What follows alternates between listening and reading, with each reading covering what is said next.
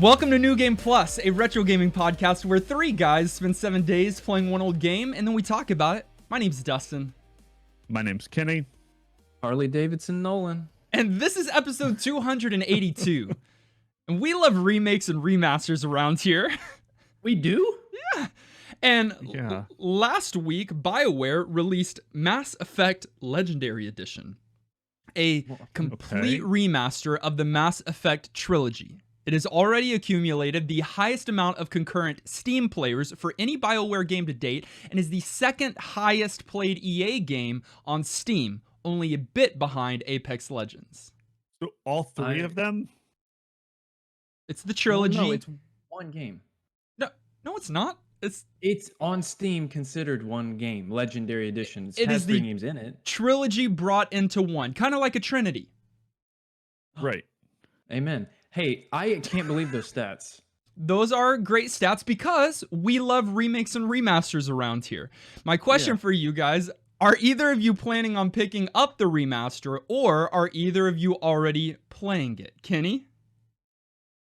I'm not playing it, but I kind of should. This seems like the perfect way to catch these titles that need to be in my repertoire. And you haven't played Mass Effect yet. No, I know of them. Like, I've watched gameplay. I'm familiar, but I haven't sat down and played through all of the games. And I know love them. Yeah. Yeah. I think he would. I think I would. But when maybe not. When has he done a single player story deep thing? It's true. I have trash taste in video games. You did Breath of the Wild, or your wife did? Who did Breath of the Wild? He did not. I didn't. I've watched it be played through 9 different times by 8 different people. Okay, Nolan. What about MELE? Well, I have installed it and been playing it. Yes, you have. But, yeah, I haven't. Dustin's been watching every second, or I quit playing. Or he quits playing when I had to go into a meeting. He just instantly shut down. Yeah, but it's okay. So I have a weird history with ME. I played the first game pretty recently, 2016, 2017. That's not that recent anymore. No. But the game came out in 08, a long time ago. And so I almost beat it, and my save got corrupted on my computer, and I lost all progress, and I, of course, was depressed for eternity and never turned it back on. But now, this was a good excuse for me to do it again, and it's so good. It's so impressive, and I can't wait to play 2 and 3. I don't know what the originals looked like, but the first one looks really good. Just think about how good the second and third are going to look if the first one looks that good. What if they look progressively worse? They just tried less hard each time. Well, a lot of people are mad at some of the graphical changes because they took out a lot of the mood lighting. It's brighter. It's overall very bright, and the old one was very dark and they've removed some of that darkness to a fault. So some people are saying, I don't care. I think it looks great, but yeah. I love the Mass Effect series, have played through all 3 of the games in its entirety. We don't talk about Andromeda. Actually, I liked it, but I still didn't finish it, and I just recently uninstalled it, deciding I'm just not going to finish it. Whoa, but it's for you. You never... It's fine, but it's just not. The story ends with the third one. The story ends with the third one. And Nolan, you're going to love it all the way through because it only gets better in many ways. I mean, it's a great series from start to finish. But I probably won't get the Legendary Edition because I still own the 3 games. I think they're great as is. I don't need to buy it a 4th time or whatever. I mean, y'all are always just waiting for a segue that y'all don't want to have conversation. I had to think about it. I played it back in my mind. I was like, did I miss both something? of y'all? I watched. No, that. I think he still did one, and he's gonna flip. I it on didn't. I'm always scared. I'm just having a conversation. Okay, then let me respond and say I think it's worth buying, even if you own them, because it's gonna be. No, it's not. It's $60. And 60? Yeah. It's 3 games, and I know. 3 games, though. That's a good value. It is, but not if you already own the games. You don't need another. Probably not. Well, here's the thing. I've played and loved the series. Nolan has played and loved the series. Kenny, it's time to stop dragging your feet and play the game. I knew it was going to be that one. Yeah? I wouldn't have thought about it a lot. Yeah. Like in our retro game of the week, Breath of Fire 2. Overview. BOF DOS is a 1994 JRPG developed and published by Capcom for the Super Nintendo. We talked about Capcom makes fighting games. Capcom is weird, dude. Capcom makes fighting games. They do Resident Evil. They do Monster Hunter and Mega Man. They're all over the map. What are they most known for? Mega Man or Street Fighter? Mega Man. I would argue. Street Fighter's huge though. It's still relevant. not BOF DOS. It's not a contender. I'm gonna laugh every time you guys say BOF DOS. It is weird. When I've thought Capcom my entire life, I've thought Mega Man personally because that was the bigger series title for me. And so anytime I see Capcom, I know it's gonna be quality. But then I always think it's gonna be Mega Man. I think like arcade fighters when I think Capcom. You think arcade fighters? Yeah. Well, Street Fighter is an arcade fighter. Yeah. Yeah, I just mean like I immediately think actual cabinet, like the big colorful, like that's Capcom to me. One of the things I don't think of is JRPG. No, that's Square. Agreed. We categorize these things. Yeah, like you need to stay in your lane, or do you? Okay, because this is a very traditional JRPG in many ways. We'll talk about the ways that it is and the ways that it ain't. But it is in the way, in the manners that it is a top-down perspective. You and a party are moving town to town. You've got random encounters. You buy, find, and upgrade weapons and armor, and you've got this melodramatic anime-esque story, right? Like it is very reminiscent of some of like Final Fantasy VI, or maybe even Chrono Trigger to some degree. Kenny, I've heard this thrown around a lot this week, and I want to know your opinion. Dragon Quest, Dragon Warrior. I know. I don't think you played maybe deeper into the series. I think Nolan has more recently. But he's played some of the recent ones, and I've played the very original one. I've heard I've heard and seen some correlation made between this series and that series. Either of you see that? Makes sense to me. Yeah. It's a blind spot for me. I'd imagine just because all the RPGs of this time kind of looked sort of like this game. And played, Right, and that if you pick an RPG from that time in another series, even if it's the Dragon Quest series, it's probably going to be relatively similar. Fair enough. It is a direct sequel, actually, to Breath of Fire. Just the first one. But it is set 500 years after the original game. So you can play this one without much knowledge of the first one. Although it did hurt me this week. Like, why can't the randomizer gods always select the first in a series first? It really hurts me to play a game out of order. Well, this one apparently, while it is a direct sequel, they're each designed to have their own like standalone experience. Like you'll catch some stuff, I think, but I don't know. I think starting with 2 is fine sometimes. I'm pretty sure I was familiar with the first title growing up, but I've never played the second one. And so a number of the locations and character types and even like names of characters that were like named after other characters felt a little familiar to me, and that was pleasant. Now, both Breath of Fire and Breath of Fire 2 were released on the Super Nintendo just a year apart from one another. And so they were released a year apart. The story takes place 500 years apart. And the story opens with 6-year-old Ryu, which I believe is how you say Ryu, which is also from Capcom. He grew up and he started fighting with Ken and Blanca and Vega. Okay, I buy it. It is Ryu, but y'all said Ryu growing up, right?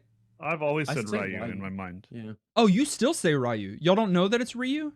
No, I do know. I mean, when you say that, it sounds wrong to me, and so you're incorrect.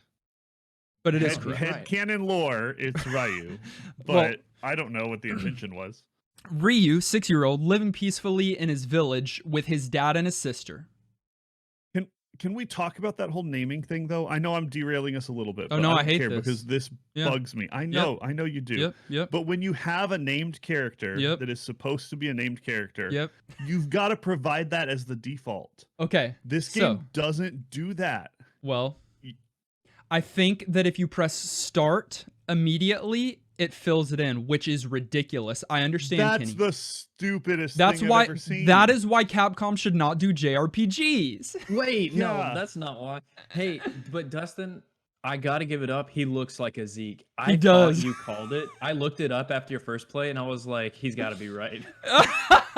Yeah, so I did a first play. You've got a little boy with blue hair, anime-esque, right? JRPG, and you've got a blank nameplate that you have to fill in, and you only have a limited amount of characters. I went with Zeke. Yeah, you get 4 characters. Thanks a lot. But I said in the first play, I said, "Oh, I hate this. Like, you're not giving me any kind of guidance."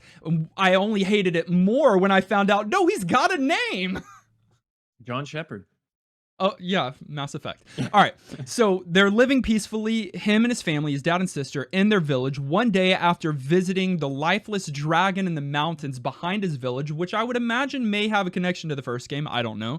Ryu returns to the village to find his family missing, and no one in the village remembers him or his family. Oh, no. Which is kind of cool. Weird That's twist. actually kind of cool. I love that. I love and that after a series of small events, we fast forward 10 years, and Ryu is now 16 years old. He's living and doing work beside his dog human friend, Bao or Bo. And Bo. I'd assume Bo. And really, not Bao as in Bow Wow? Bo as in bow and arrow? They would have done that, I think, too. Wow. They're members of a Rangers Guild who are tasked with finding a lost pet. Blah, blah, blah. They turn into dragons and save the world. So there's a lot in that middle ground, but they start by rescuing a pet and end by probably defeating Satan and saving the world. Yeah, those were the biggest blahs I've maybe ever heard. There's a ton of content thrown in between those two bookends. Yeah. Well, I mean, every company just said copy paste for every JRPG. Hey. All of the companies did. They all did it with their own unique twist, and I could be here for 2 hours and tell you the entire story, which I did for Final Fantasy VII. Have y'all watched or listened through that YouTube video I put up where I read the entire story of Final Fantasy VII. It did take like 2 hours, so we're not going to do that here. But just suffice it to say, in many ways, this is a very stereotypical JRPG, and in many ways, it's not. Gameplay. So I think we summed it up fairly well, Dustin, when you said that this game plays like a lot of other JRPGs, because this really is traditional RPG fare. Your fights are turn-based menuing. It does take sort of a multi-party cast approach, which some games do, but is a little different than some of the like solo protagonist type games. You can rearrange the order of your party, which sometimes can be an interesting strategic decision, but isn't something that hasn't been done before. And you're equipping armor and doing attacks or casting magic in pretty standard RPG kinds of ways. Enough so that I almost have a hard time pulling out a real differentiator here. I mean, we can talk through the whole shaman thing, we can talk through the whole dragon form thing, and we probably should, but like fundamentally, this is meat and potatoes RPG. I think at the start, there are with most JRPGs, there's a formula that you're following, but then you need to do some unique things. And I think that Capcom did some unique things here. I wrote down a few of the unique RPG things that I liked. You may have mentioned some of them there, but like, and I don't know how much you got into this. Can we just actually preface this episode simply saying on JRPGs and RPGs in general, it's sometimes difficult for us to do, outstanding reviews because we simply haven't played the full game. It requires a lot more than a game like Pac-Man. A huge amount. And there's some games that from the very start, what is unique about them is evident, or they give that to you quickly, Right. or they ramp you into it. That is not this game. This game takes almost, I don't know, a 3 or 4 hour prologue, truly, where you do normal kinds of stuff, you do boring fetch quests, you meet some of the cast, and then at some point it's like, oh no, you might actually be worth being a protagonist because dragons and unique stuff. But you've invested some serious time even to get to that point. Yeah. And yeah. But it's a JRPG. And so you do that some in JRPGs. A few of the things that I liked that were unique is the base or the homestead building. Like, you've got a straight up Fallout 4 situation going on where kind of you can pick. That is unique. It's Sims. You can pick. Eventually, you can pick the NPCs that come and live at your place. You get to pick what kind of builders you're using so that they have different kind of flares on the aesthetics and on what they're able to provide. I just loved that. It's unique. Animal Crossing pre-Horizons. No, seriously, that's ahead of its time, big time. I mean, it's not Animal Crossing. You're trolling, but like that. I mean, think about it. Dog, monkey. Okay. Nolan, this game is keep Animal Crossing. Those are animals, Kenny. It's like a JRPG can sometimes be linear or it can be very, very open. And back then, like we keep saying, they were all very similar. But that is like that's a reason I keep coming back to this game. That just makes it so different than any Final Fantasy game. I think that was a kind of ahead of its time, honestly. It's just unique, and I think see that even later you don't see that. They did a lot with it too. It wasn't just a base; it was a base that you could have some control over what it was going to look like and how it was going to function and who was going to live there. Like, yes, that's super, super unique. So that's one of the things. I also loved, and I know this is so simple, but there's something about my Type A personality that it just works. The menuing system was above its time, or advanced for its time right now, in the sense that, like, it's just one simple thing. I don't even know why I'm bringing this up, but honestly, it made a big impact on me. I hope at least Kenny noticed it. But in the items, you've got a limited inventory capacity. Not near as much as, was that Parasite Eve? Parasite Eve? But the thing that was nice here is that you've got an option to clean up. And if you click clean up, it bundles all of the like items together and reorganizes everything so you've got more space in your inventory. I've never seen that in other JRPGs, and I love it. Oh. Yeah, that's a simple sort thing. That's in other JRPGs. Yeah, sort. A lot of games just put your stuff into a pile automatically. The fact that it doesn't, and that if you have a pile, it doesn't just stick it in there, is kind of a shortfall, not a. But yes, it is very satisfying when your deck pack's a mess to be able to hit the magic fix my mess button. I didn't know if that was what you were gonna pull out, or if you were gonna pull out the option of like the like auto for fighting as just sort of an option when you needed to kind of autopilot, which was a nice option. I didn't take often, used but that some. Quality of life, just sort of convenience, especially because you're going to be in a lot of fights here. Oh man, I didn't know you were going to bring it up this early. So I've heard a lot of people in Discord this week complaining of the quote-unquote absurd amount of enemy encounters. If I had not seen anybody say anything about it, I would not have noticed it. Really? Yeah. It might have felt slightly higher than normal to me, but I also come from that earlier RPG tradition where grinding is the game, not just part of it, but sort of the game itself, and where it's not uncommon to have pretty frequent encounters. I know that tapers off, and I know there's a reason for it. Like you want to be able to not just force people to be repetitive and like have content to be in your story, what's sort of filling out your time. But it never surprises me in a game like this. And so I'm kind of with you. I didn't like love the grind, but I also didn't hate it or feel like it was way more onerous than it should be. Dustin, let me guess why you wouldn't have noticed it, and you tell me if I'm right or wrong.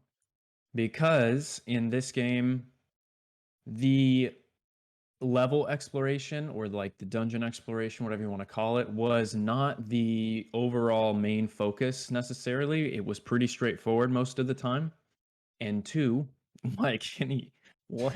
No, you get to keep going, Nolan. It's your turn. Okay, thank you. And two, the battles, turn-based again, like we said, were not that bad.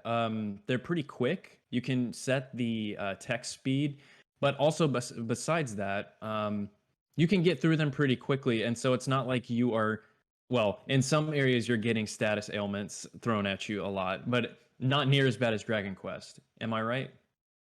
I think that's some of it. I think both of y'all kind of hit onto something. I think having that auto function, it really helps some of the battle grind go quickly, especially when I'm traveling back to places with lower level enemies. I get into a random encounter, but then I can hit auto, let it play out without even watching. I can go to the bathroom. I can go, and I don't leave, but like I can do that. Yeah. And then I think there were some maze-like dungeons or places that you were going to, but nothing where you're going way out of your way. I think I figured out what it was as Nolan was talking and almost interrupted him Oh, and yeah? derailed everything. Yeah, since Give me we're the professionals around here. I think I figured out what it is. It's not an actual pacing thing. I don't think that you get in more encounters. I think it's how they did the balance of how often you have to heal based on those encounters. Because I found myself doing a lot more casting of spells, going back to inns, buying of huge amounts of healing items in this game to sort of sustain than I do in some similar games where you can go out grind, but have enough MP or enough sort of hardiness in general that you can take it a little better. And so it was the upkeep of it that felt like a little bit of a chore to me. But in JRPGs, I'm so conditioned to staying outside of my first village for 30 minutes to an hour, grinding, going back in and using a cheap inn to rest up and get my HP and MP back, and going on the grind again. And so I did that here out of each town and benefited from it. I will say one other thing, and it's that I did... If it's in-game, is it cheating? No. Okay. But sometimes... I did use a manipulation that is in the game in the first village that allowed me to get as much money as I wanted. So I didn't ever have... So I had all of the... that's cheating. So I had all the medicinal items I needed to stay out in the field longer. I like how you feel guilty about it. And I you want don't. us to tell you not to. It's in game. I did not use a game shark. I did not use a game genie. Doesn't matter. It's an exploit. And in today's world, where it was an always-on multiplayer experience, and the devs could see that you were exploiting the game, you would be banned for 2 weeks. Oh, what? Well, I did that, and so I did. So that was probably, that alleviated some of it for sure, because I didn't have to go to towns as much, and I had the potions as much as I needed. And I used save states, but really I didn't abuse save states. Because I didn't really need to. But yes, Kenny, this is a different kind of structure in that you are using your items. You should probably in your first town buy 25 herbs to stay afloat. Something else that I did notice, that it wasn't different than other JRPGs, but it was something that annoyed me a little bit. We mentioned earlier, I don't know if we mentioned the number, but you have other party members that you're switching out between at different points in the story. Some JRPGs do this automatically for you. Some of them don't. I actually prefer the ones that do it automatically for you. Final Fantasy 13, 6 did that too. Some. But a lot of them were like, choose who you want to play in your party and then arrange your party. This game has nine total characters that you can use in your party at different times. Not at all times. I don't like that. And I also didn't feel like I got to know the characters as much as I wanted to. Again, didn't even get close to beating the game, so that's not totally fair of me. But I don't like making that choice. And I'm a Fire Emblem guy. Like, this shouldn't bother me, but it totally did.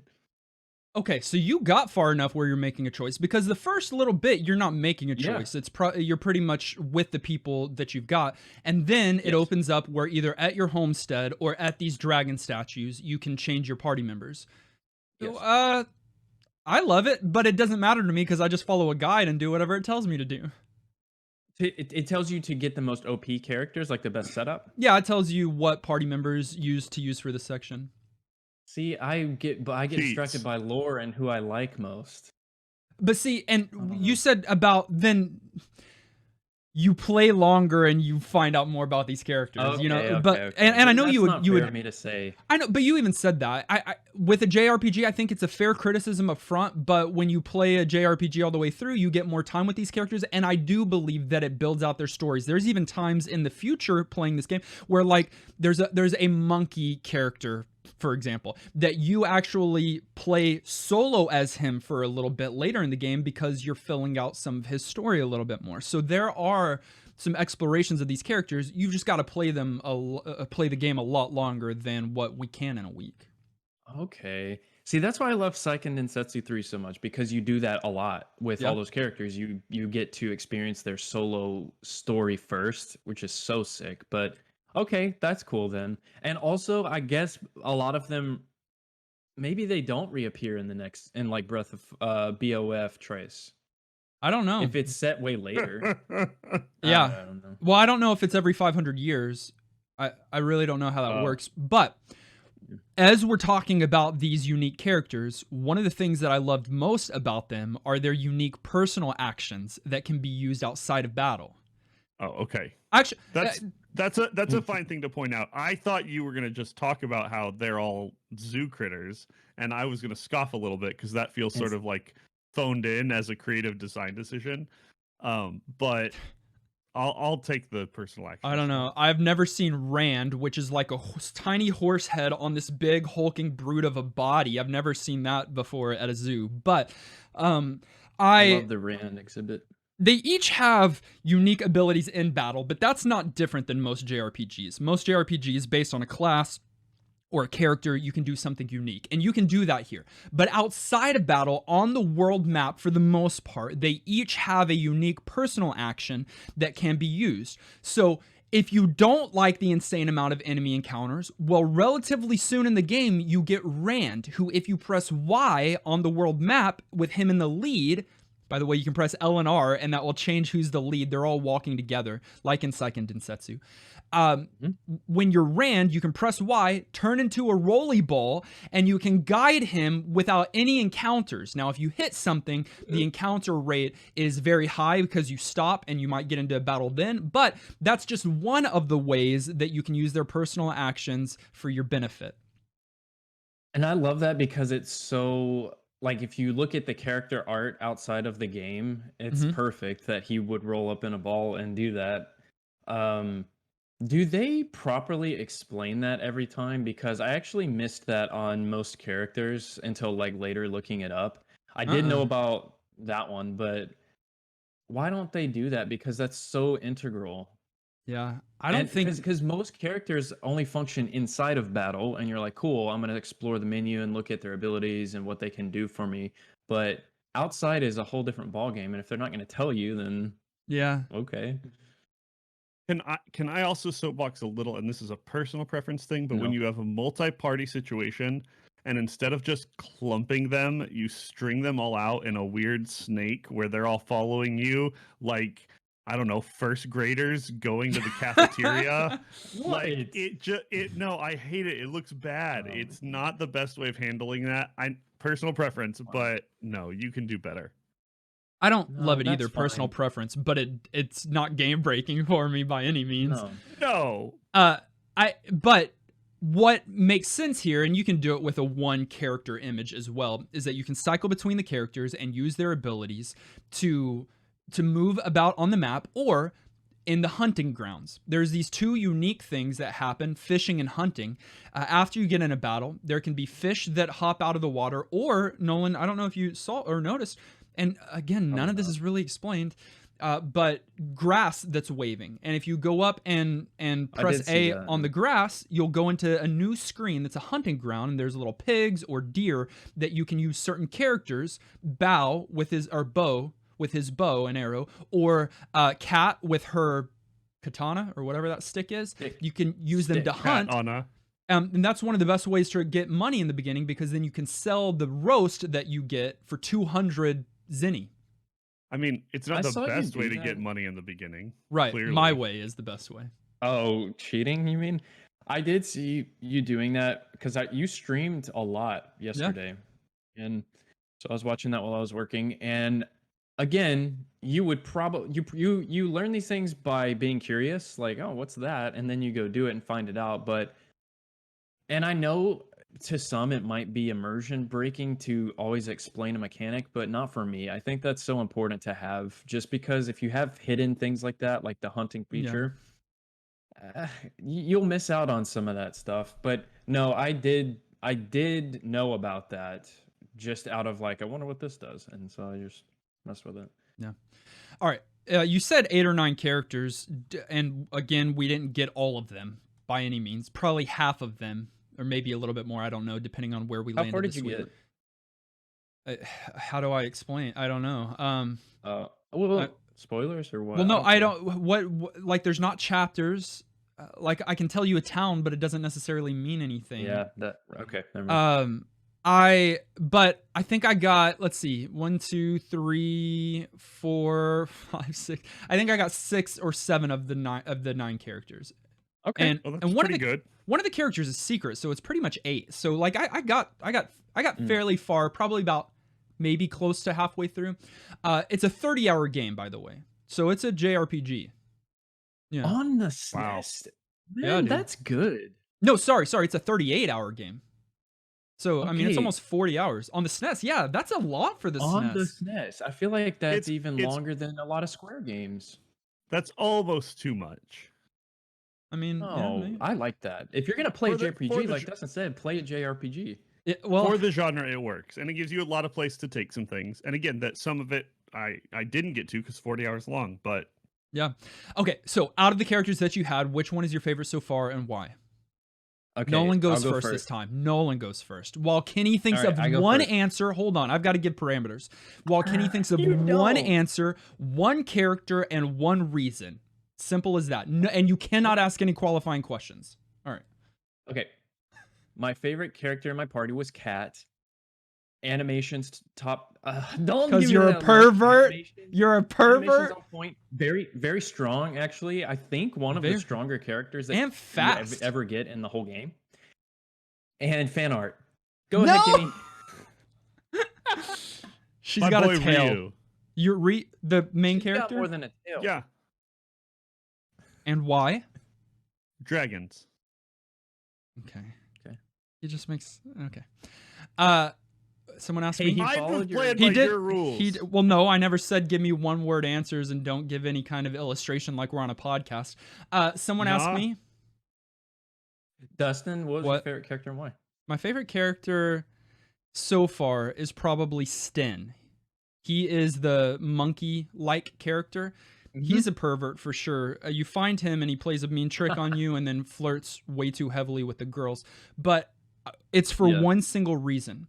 His unique ability in the battle is called Rip, where he plays dead so that people don't attack him, and then from there he attacks. I just love that. He lays down flat. He lays down flat so that he looks dead. Like, it fits the character's personality. That's the best. So honestly. Good. That right there is Capcom alone. They're just so funny. Like, and do that stuff all the time. Attention to detail, for sure. Yeah. Aged. So with a JRPG in 94, you've got Square making these. I don't know what was the latest Final Fantasy in 94? Do y'all know off the top of your head? 94 was Final Fantasy 6. Was 6? And same 6 year. 6 is like in top 3. If you're talking about like its competitors, you're talking Final Fantasy VI, you're talking Chrono Trigger, You're talking Earthbound. There are some bangers that are its contemporaries. Well, and that's probably why this one's not as up there, because you've got god tier JRPGs at this time. It was I'm getting at that this genre was very competitive in the sense that if you were not in the top 2 developers, and then you're not getting attention. But Capcom is in the top contenders for developers. It's Capcom. Like they had no problem proving themselves as developers or publisher. They had a well-established name, a sick logo, and people love their characters. But they start a new IP, and like I said earlier, it's literally a copy-paste situation with the exceptions of some of the unique things Dustin pointed out. And I'm just thinking, why did they make that decision? I think that's a bad business decision, because you should stay in your lane because you make more money. However, this game, I think when we look back and we compare it to Final Fantasy VI or some of the other ones, I think it hangs with them. I think it's up there.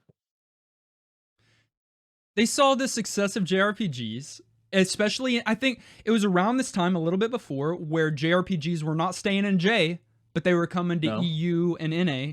And as they saw that expansion, they were probably like, let's create let's have a department work on this. You talk about the jump from J to Na, and I think it's worth pointing out, because it's one of the things people say has not aged well about this game is the work of the translation. It's not the best, both like actually how they did it and like spacing things on the screen or on the text itself. There's places where it's just obviously kind of phoned in, and I think that's worth pointing out. But I don't think it's just the translation. I think it's the dialogue too. It's a lot of it's just not that good. Some of it's the story itself is just, at least early on, super kind of weak in places. Very one-off things, and like you just meet people and they're like, "Oh, here's my problem that's completely unrelated to yours, and I'm just going to join your party for no tangible reason," and it just feels real forced in some places. Are we surprised by this? Square did this too. Well, no, Translation's never been good. But I can still whine about it. It's a valid criticism. Yeah, sure. It's never been good, but it's especially not good here. Noticeably. Okay. That's fair. But Capcom, listen, they have the characters. It's very similar to me, like with Nintendo. They've got Ryu from Street Fighter, not from this game. They have Mega Man. They have big name characters, but they didn't do that with this game. At least not in my eyes. I don't care about these characters. Oh, I do. Well, now I do. But you don't think of them. Like, they usually go hard on, like, here's our main character. Look how cool they are. Look at their name. But they didn't do that. Right. Interesting. That is true. With Zeke. With Zeke. So Capcom has the characters, and then Capcom has the art. They have this crisp, their coloring reminds me of Sega Genesis in that it's kind of bright, poppy, very pretty to look at. I think, I would love to know your opinion, fellas, that the artwork here is top tier. From the character sprites to the environments to the character portraits, those are what's some of the best. I just think it looks so good.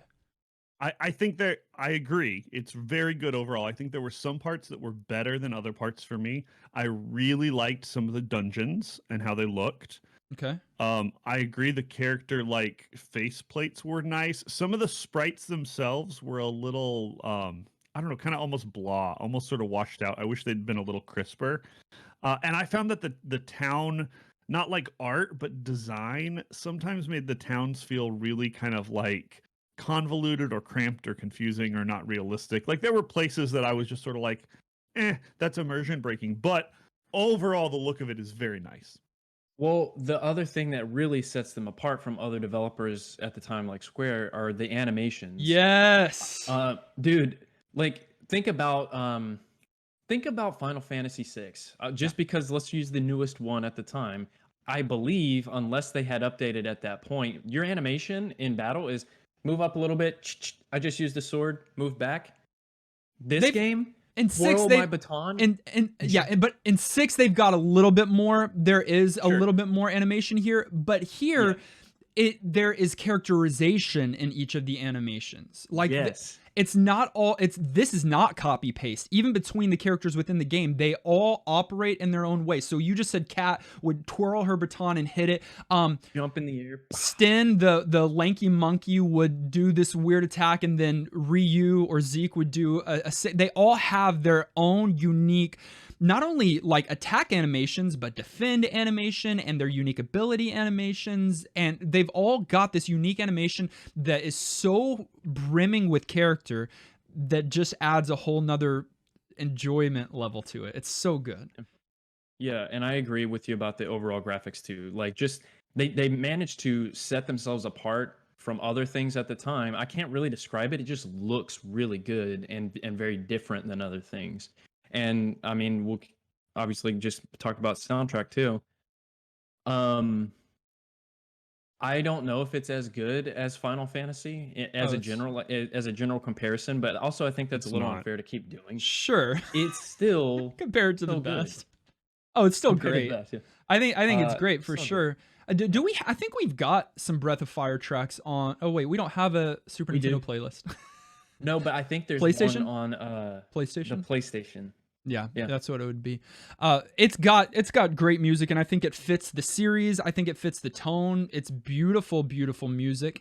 I don't think it necessarily compares to Final Fantasy, but like you said, that's a tough thing to do.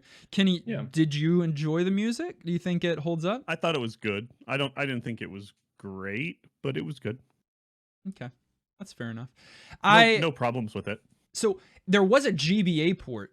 Did y'all know that? So in 2001, so they actually ported it fairly early to the Game Boy Advance. And then later it's available on the 3DS. And even now, I think, Nolan, you mentioned this last episode, it's available on the Switch. Is that how you played it this week? Some.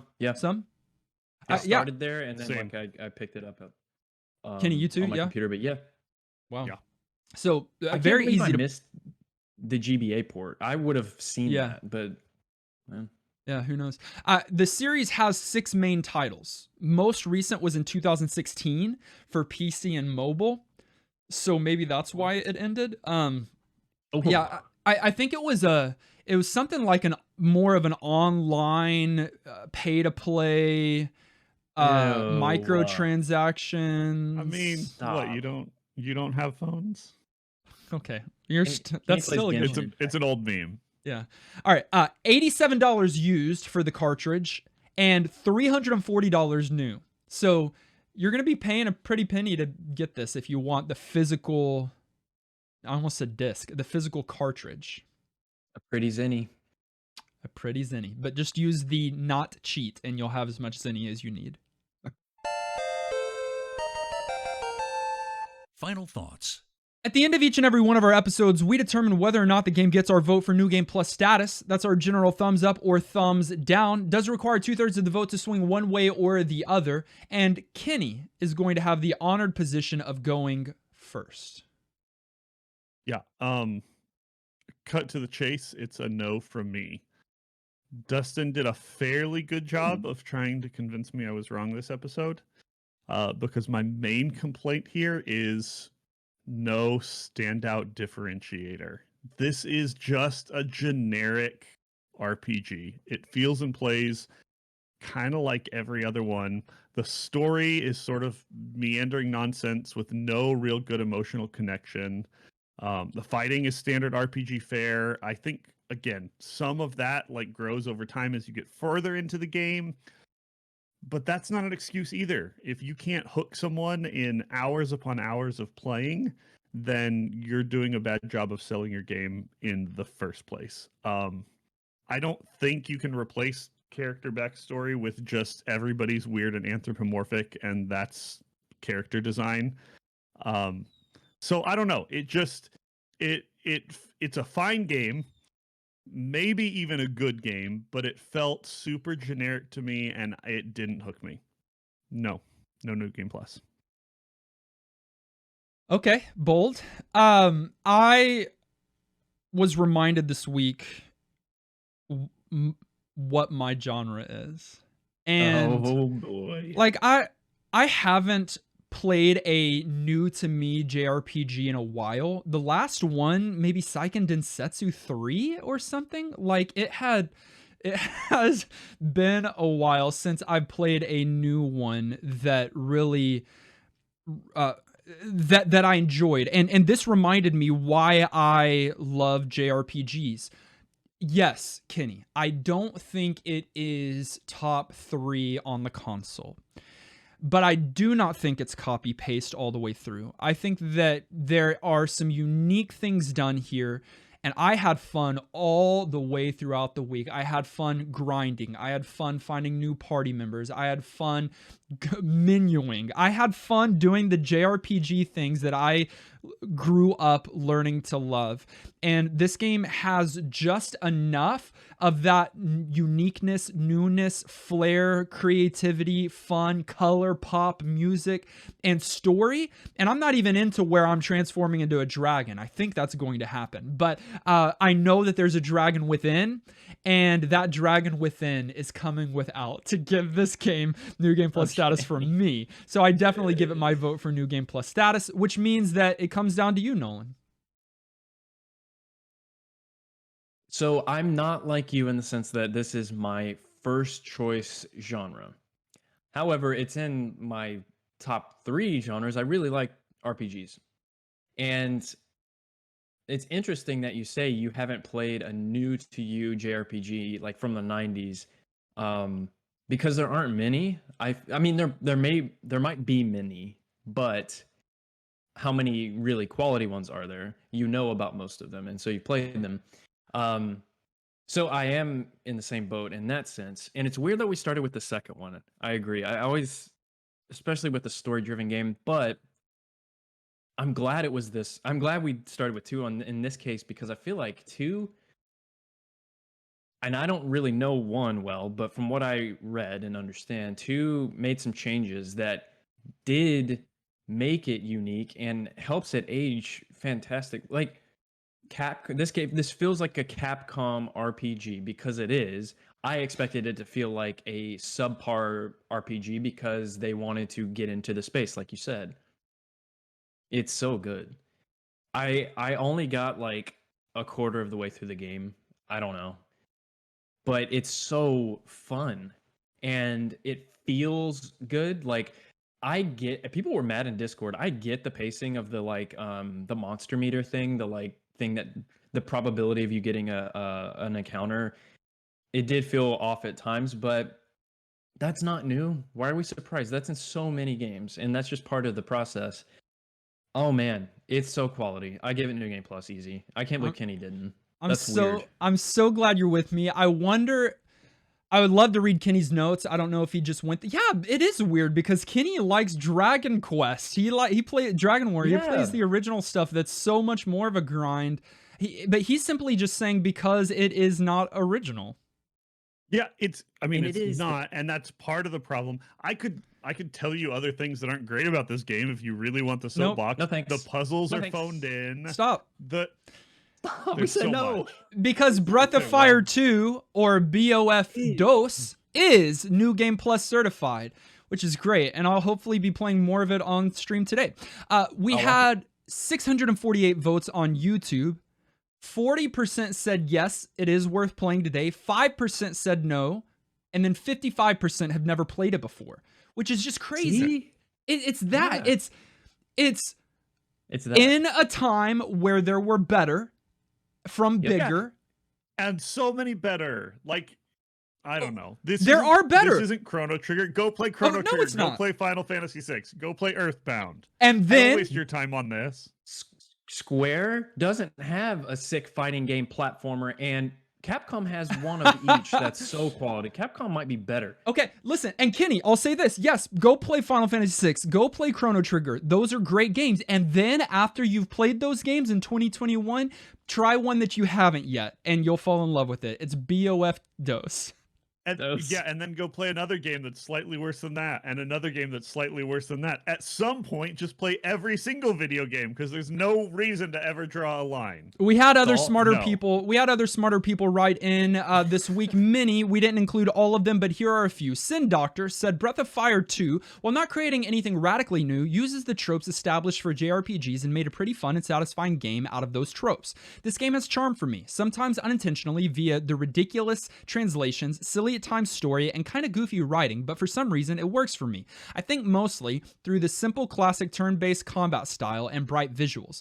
Music is just mediocre to me though, and that walking speed is pretty rough as well. All that being said, I would say it's a B-tier JRPG on the SNES when compared to games like Chrono Trigger, Final Fantasy VI, Earthbound, Seiken Densetsu 3, etc. For any big fans of RPGs, this is a satisfying enough and fun title worth playing. If Dustin wanted traditional RPG elements last week with Parasite Eve, but felt that they were lacking in that game, he certainly got them with Breath of Fire 2.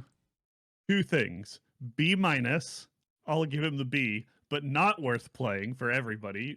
And two, this is not the first time we brought up Parasite Eve. Didn't Parasite Eve also have a Nina Mina thing going on? Because that's weird if we had two Nina Mina games back to back. What are the odds? I not remember because Parasite Eve kind of sucked. No, it don't. Marlian said Breath of Fire 2 is a huge nostalgia hit for me, so it will be a little hard for me to be objective. From the sprite and tile designs to the battle animations, this game has a top-notch art style. As for the story, it's a slow burn. They truly start you off as a simple fetch quest master as the greater world story starts to develop. There are some RPG tropes here, but really the story is unique, and you won't find another JRPG like it. Listen, I know the combat is a touch slower, and the walking could have helped with a sprint function, but this game gives you a total of 5 different modes of transportation. And do you like dragons? Because this game's got them. The translation could have been a bit better, but you still get the full story. If it really bugs you, there is a retranslation mod out for the game that does a much better job than Capcom can do in a year. Plus, it will give you a dash button. This game may not crack the top 5 on the system, but it really holds a special place in the top 10. Hey, that mod might set it over the top. It might make it bearable. Now read somebody that agrees with me, because I was not alone. Okay. Bill said, I rented this game several times without beating it, usually having my previous game erased by the next renter. I never ended up beating it. I hated that. I told my mom I wanted to buy it, but when we went to, it was discontinued. Guess it didn't sell well. I looked for that game for over 10 years, checking used game stores, Craigslist, etc. But no luck. Then one day, my electronics boutique had it, but I didn't have enough cash on me. I asked the dude at the register if he'd hold it while I go home and get cash. He said no. I buried the game behind a bunch of other titles on the shelf, but when I came back, 30 minutes later, it was gone. Finally, in my late 20s, I bought the game off eBay, I played through it, and despite the awful encounter rate, I was still charmed by the graphics, the fun town mechanic, and I beat the game. It was all worth it. I still wouldn't give it NGP, although I love the game, because I just don't think it's everyone's thing, and they don't have an epic saga to tie to it. Can't wait to see where you land. That's sad. I felt that, like, someone's ripped that from you how many times? Also, you know the guy at that store didn't sell it in the next 30 exactly. minutes. He saw that move and was like, punk kid, and then just hit it behind the counter. Yes. And took it. 100%. Give us his name and address, and we'll send our NGP squad over there. We'll dox him for you. So there's someone that barely agreed with you, Kenny. There were others in our Discord that agreed. A lot of people found some frustrating things with it. I do want to read one more person's commentary. But before I do that, I want to give a little preface. 100-ish weeks ago, one of our listeners decided to do something special. And it was Garlisle who decided from that moment forward he was not going to let a week go by without playing and writing in a review on the Retro Game of the Week. Our entire podcast is community-oriented, community-based. We didn't even know it was necessarily going to go that route when we started, but that has really been what it's become. A lot of you just hear us once a week on Mondays or so. Every day we are talking, doing live together with a community of dedicated listeners, and none more committed and a part of this than Garlisle. So I want to say thank you for sending in your thoughts every single week and playing the game along with us, no matter how good or how bad the game might be. Yeah, 100 episodes is big. Truly MVP. Like, they give out most valuable player awards in sports, and like, honestly, the backbone of every conversation that takes place on the show. So thanks, Garlisle. Garlisle did say, my first episode write-in was Capcom's Great Mega Man Legends. And now we're here, having played along 100 games later with another Capcom game of some fame. RPGs were not their usual territory, and so while there's a couple twists on the formula, it definitely feels like Capcom just followed Dragon Quest's design to bank on its success instead of getting innovative. They even copied the sky-high encounter rates, and design focused more on outgrinding than outplaying encounters. And unfortunately, while I know some people love that design, I've long since grown tired of it. On the plus side, this game does have some good personality to it, when the translation isn't hindering its story so hard it cracks apart. I want to love it more than I do. Anyway, even after playing along with the podcast for 2 whole years now, I don't plan to go anywhere. I'm having too much fun with these trips down memory lane, the new discoveries, and the fun community to stop now. Y'all are stuck with me. I'm so happy we're stuck with you, Garlisle. I'm happy. Even though you might be a little wrong about this game. Right. I'm sad. Yeah. Screw you, Garlisle. I'm happy that he's there to justify all of my opinions. Well, listen, he typically has great opinions, well-rounded, very clear cut and clear explained opinions. This one just happens to be wrong, which is completely fine. When you do 100, you're gonna get them wrong. You can do this a few times. But we do, seriously, Garlisle, thank you so much. From the 3 of us, we wanted to give you a gift. I already said we're a community of gamers, and so what's better than a gift card for a game of your choice? We are going to, I'll reach out to you, we'll send it to you, but we wanted to hook you up with a game of your choice. I know you mainly play older games, but maybe you can use it on Final Fantasy XIV, some new DLC or something, because we know you play that a lot. We'll reach out, but thank you so much for being a part of this community, and thank you all for sending in your thoughts on the Retro Game of the Week. For now, we are going to set aside Breath of Fire 2. Whoa. The BOF dose. And we're not randomly selecting. Sorry, guys, but we are not, because next week we are going to be joined by our newest director, Bro Jim, to talk about the game he chose, which is